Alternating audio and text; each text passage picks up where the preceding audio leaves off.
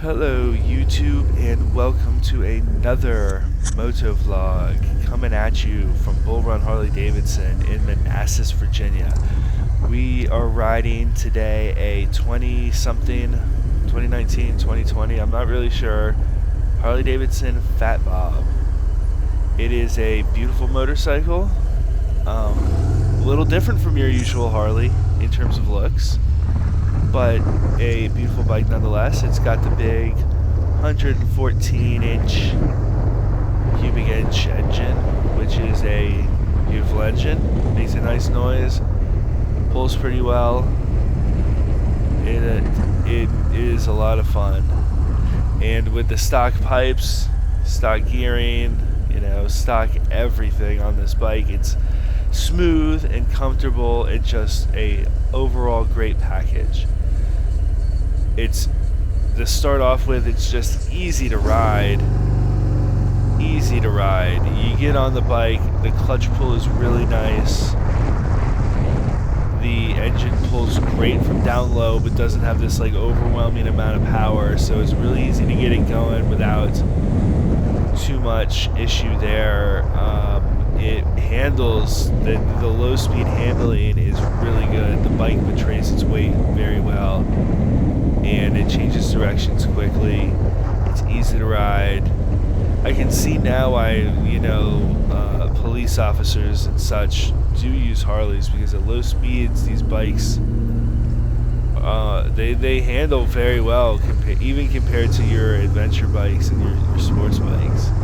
Are they going to be the best handling, the fastest things? No. But what I mean by good handling is that they're very easy to ride. They are very predictable. They're going to do the things you expect them to do, and it's a bike that gives you confidence in your own abilities. So that's probably the best thing for me is the low speed riding on this bike. Anything from 0 to 30 miles an hour is really top notch on this motorcycle. It's one of the best. The engine is just so happy at those low speeds, it feels like.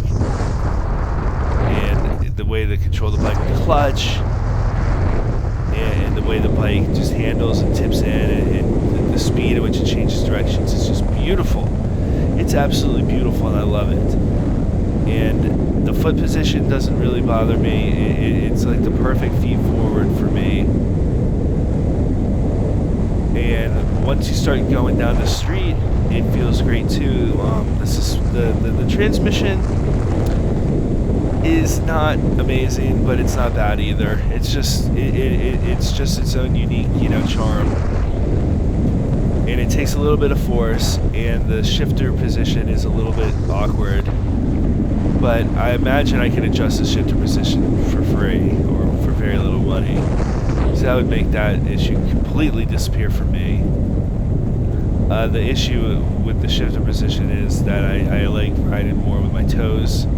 It's just how I'm used to riding. And I would have to basically lift my foot completely up off the peg to get it to shift, which is a little weird.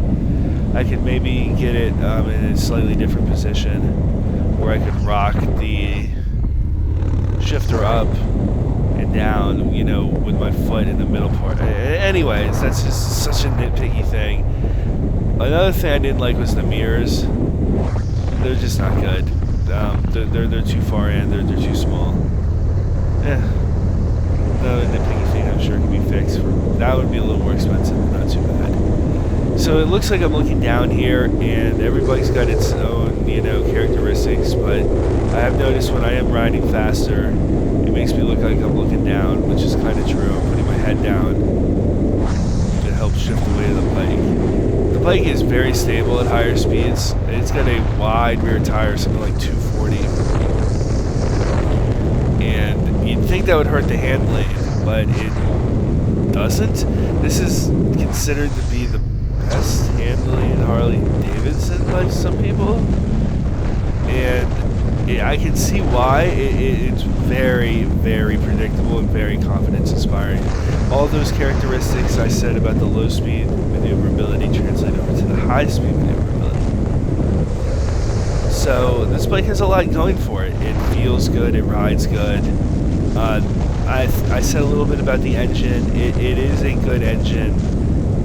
I think people make fun of the Harley engine, but for what it is and what it's trying to accomplish, it is more than adequate. Does it have a whole lot of power? No, but it has a ton of torque, and it's just really, really easy to ride. I can see why people like this, because it makes you feel good about yourself when you have a bike that kind of complements your abilities as a rider. And it's strange for me to say this, because I never thought I would see Harley as almost like a performance brand, but I do in a sense when I ride a bike like this. It's not the kind of performance like racetrack performance, but it's like stoplight to stoplight, curvy roads, just having a good time at moderate speeds performance, which is strange because it performs well, it's safe. The most surprising thing to me about this bike, entirely, the most surprising thing by far was the brakes. Oh my gosh, the brakes was such a pleasant experience. I don't think it's going to stop as fast as a GS, no. Or like an S1000RR or even my R6, probably not, but it's going to be close. I think it would be very close, and in fact, I wouldn't be too shocked if it stopped faster than any of those bikes, if it was a close race. So that was great. And the feel on the front brakes was amazing. The feel on the rear brakes, I think a little bit of adjustment there would make them feel a lot better, but I think also just getting used to them would help a lot as well.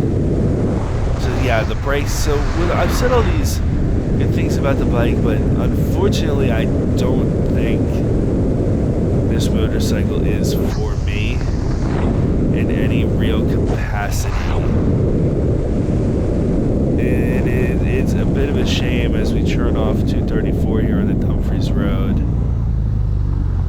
We saw this clip, right? This section that I just rode was this long, straight road. And that's what I always envisioned Harleys to be really good at. Long, straight roads. And unfortunately, this bike is pretty terrible at long, straight roads. It has a very distinct wind-like hit that you get when you're going at above 70 to 75 miles an hour or so. Below 75, it's manageable, but above 75, it's like you're physically working your body to keep yourself in like a safe riding position at all times. Because of the feet forward position of the pegs, it feels like your feet are being pushed back and your knees are getting, you're bending your knees more. It makes you want to bend your knees more. Whereas on like a naked bike or a sports bike, when the wind pushes your feet back, it pushes your feet back into the pegs. In this bike, it pushes your feet back off of the pegs. And I know that's a characteristic of these bikes, and you gotta kind of accept it and everything, but this bike has like an $18,000 price tag.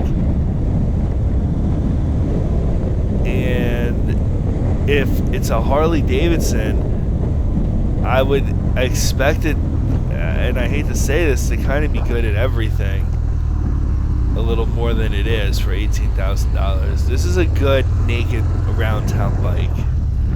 But the problem is, my town has a bunch of 55 mile an hour roads on it. If I want to go 5-10 miles away, I'm going to have to go 55 plus miles an hour. And unless I want to use this giant, powerful, beastly engine at 1% and just cruise at 55 getting passed by everybody, I'm going to have to put in literal physical effort to ride this motorcycle, and that's kind of weird to me. I'm not sure if it's something that I can live with. So back to the positives. I do have a good relationship, I think, or a good feeling about the dealership, the Harley dealer. They are friendly, you know, outgoing enough.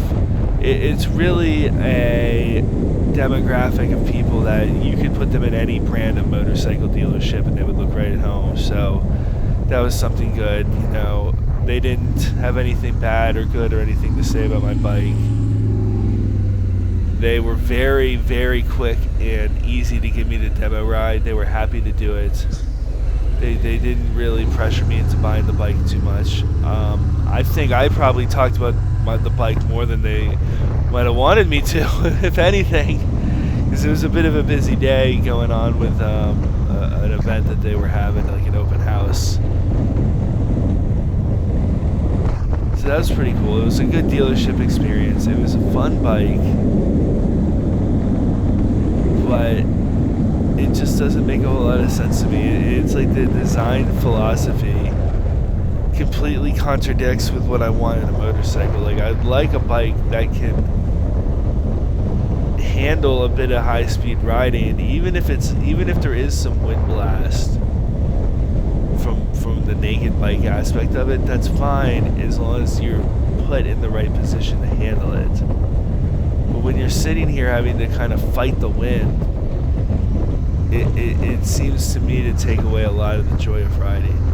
Now, when you're in a position like this, where what you see on the screen here, I am having a really good time, actually. The bike pulls very well for these low speeds. Even if the engine isn't pulling hard, it pulls very smoothly, and you can just cruise. I mean, you can really, really just cruise on a bike like this.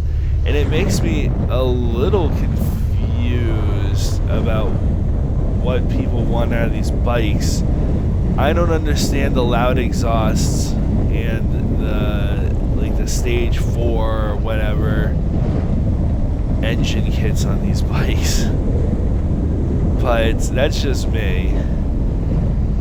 I feel like if you're gonna get a Harley, you need to just go all in and accept that this is a bike that just like chill, man. This is like the jazz music bike, like not jazz. This is like kind of like this Miles Davis or whatever type jazz music bike.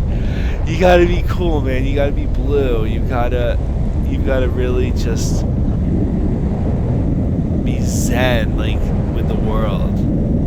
And I don't see how loud pipes and really, you know, twitchy, torquey engines and more maintenance and a bunch of money jives with that philosophy at all. So with that said, that makes me feel like I do have a lot more to learn about Harley and the whole, not the culture so much, but the design philosophy again of the bikes and the expectations people have of these motorcycles. That's what I don't really understand. Like, what are people expecting to get out of a Harley Davidson? Like, what kind of riding are they doing? Like, what? I just don't know. So it's leaving me very confused. And when I'm very confused like this about a bike and a brand, I don't think it makes any sense at all for me to purchase a an $18,000 motorcycle from them. So as you can see it there next to my GS, beautiful bike. Anyways, guys, have a great day. Think about your riding.